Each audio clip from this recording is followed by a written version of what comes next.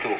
Lors d'une rencontre ce jeudi avec les représentants de l'agence de notation Moody's, le Premier ministre roumain, le libéral Ilip Bolojan, a déclaré que la construction budgétaire pour l'année 2026 misait sur un déficit de 6,2%. Il a expliqué que ce taux était envisageable à condition de maintenir un niveau élevé d'investissement, notamment grâce aux fonds obtenus par le biais du plan de relance et de résilience. Le chef du gouvernement, Bucarest, a énuméré les mesures visant le contrôle des dépenses publiques et a indiqué que ce se ferait si on était de consolider cette année l'économie nationale. La réunion avec les représentants de l'agence de notation Moody's s'est déroulée dans un contexte économique et financier délicat. La dette publique de la Roumanie a dépassé en première année de 60% du produit intérieur brut, selon les données de l'Institut national de statistique. Le pays est entré en récession technique. Moody's évalue régulièrement l'évolution de la situation en Roumanie. En septembre dernier, l'agence a maintenu la note accordée au pays dans la catégorie recommandée aux investissements après les mesures de sécurité adoptées par le cabinet du gouvernement. Le procureur général de la Direction nationale anticorruption, la DNA de Roumanie, Marius Voinag, a présenté ce jeudi le bilan des activités pour l'année 2025. La DNA est redevenue une institution puissante qui attire des professionnels et dispose désormais des capacités techniques sans précédent, a-t-il déclaré. Marius Voinag, dont le mandat à la fin le 31 mars prochain, a souligné que les performances de la direction dépendent aussi du soutien accordé à toutes les publiques, y compris celles politiques.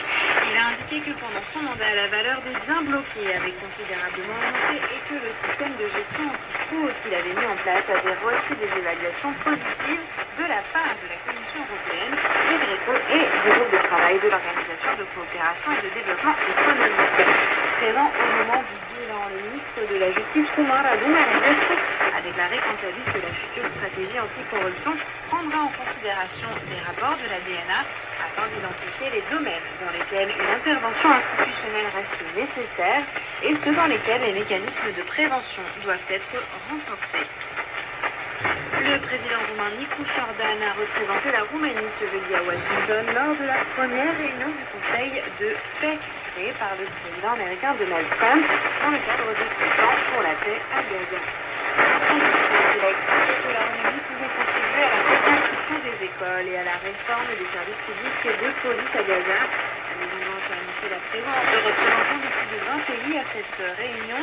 Selon la porte-parole de la Maison-Blanche, Caroline Leavitt, les États membres se sont engagés à allouer près de 5 milliards de dollars à la reconstruction d'un humanitaire dans l'enclave palestinienne pour fournir des milliers de personnes pour une force internationale de stabilisation.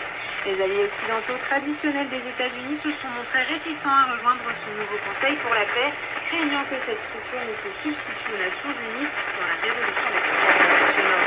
De l'Union européenne, seules la Hongrie et la Bulgarie ont rejoint l'organisation en signant la charte fondatrice du Conseil pour la paix.